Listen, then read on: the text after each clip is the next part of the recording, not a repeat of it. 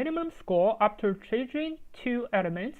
So we are giving an integer array nums, and inside the integer array, all those nums are going to be positive integers, and the nums length is going to be more than or equal to 3, less than or equal to 10 to the power of 5. This is really important for us to solve the problem. Yeah. And we have a low and high score. So the low score is defined as the minimum absolute difference between any two integers, and the high score is the maximum absolute difference between any two integers. I think we understand it. We should understand what is the minimum and maximum. But there's another condition. So the third condition is that the score of the nums is the sum of the high and the low scores. I think this is also easy to understand. Yeah, and we're going to return the minimum score after choosing two elements of nums. So this is the only condition. Otherwise, we can solve the problem directly. Yeah. So this makes the problem a little bit harder, but actually it is not that difficult. It means we can change any two numbers. So for example, this is 7 and 8. We can change it to 1 and 2. Any kind of numbers we can change it. So the first intuition to solve this problem is by sorting, because this is just random numbers. If we sort it, we can find some patterns. So let me just use this pattern to explain it. Yeah. So after sorting, definitely we have some numbers like 1, 4, 5, 7, and 8.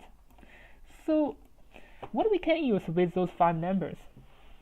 First of all, they are sorted in increasing order, and we can choose any two numbers.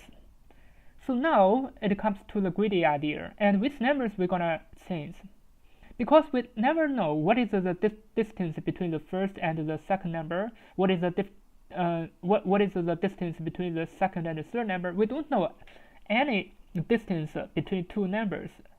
So this means we're gonna just use enumeration to find all the different cases, and then we're gonna use the greedy idea to solve it.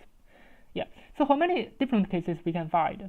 So the first case is that why not we just choose to change the first two numbers. So if we want to change this 1 and 4, so which numbers we're going to change?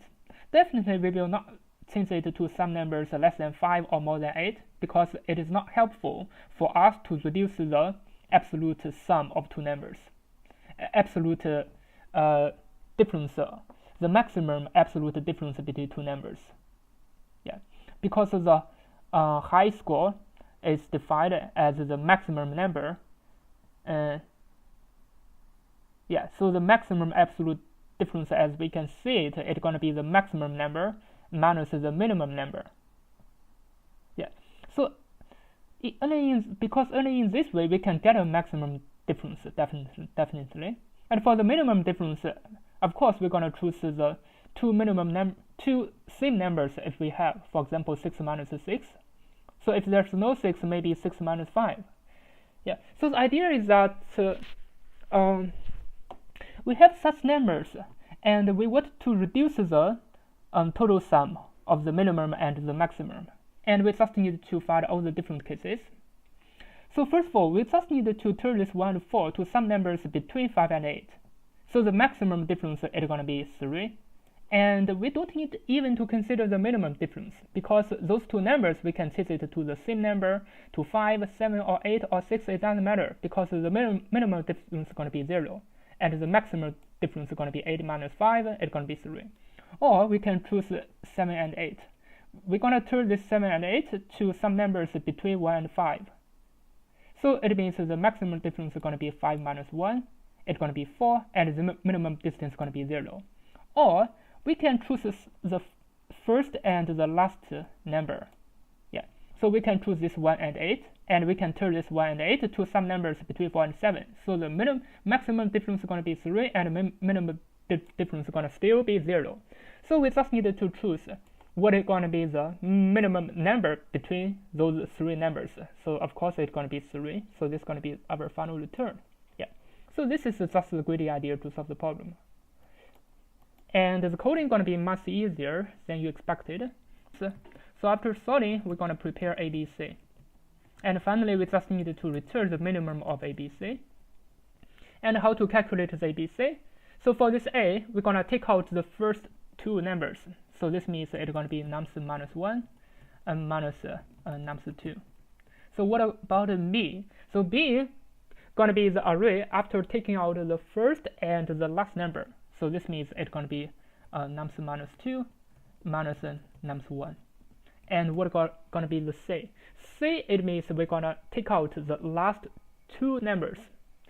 I'm sorry, it's gonna be we take out the first two numbers. So it's gonna be yeah, I confused with A and C. So this A is I take out the yeah, what does this mean? I take out the first two numbers, and this C is that I gonna take out the last two numbers. So it's gonna be nums minus 3 and minus nums 0. Yeah. So finally, I just needed to return the minimum of this ABC, and let me just submit it. As you can see, it works, and it's pretty fast. And the time complexity gonna be n log n time, and the space complexity gonna be O1 because we didn't use any extra space. As you can see, the coding is gonna be much easier. I just take a little bit time to analyze. Actually, for me, while solving the problem, I don't need to analyze so carefully, because for the greedy problem, first of all, let's just find some intuition to solve it, and after that we may try to prove it. But for most of the time, I don't need to take so much time to prove it. Because according to this kind of greedy, so for example, like 1, 2, 3, 4, I take out the last two, I take out the first two, and I take out the first one and the last one. Basically, this is just my this kind of splitting the problem into different parts, and it's gonna be the greedy idea. I think that's all for it. Thank you for watching. See you next time.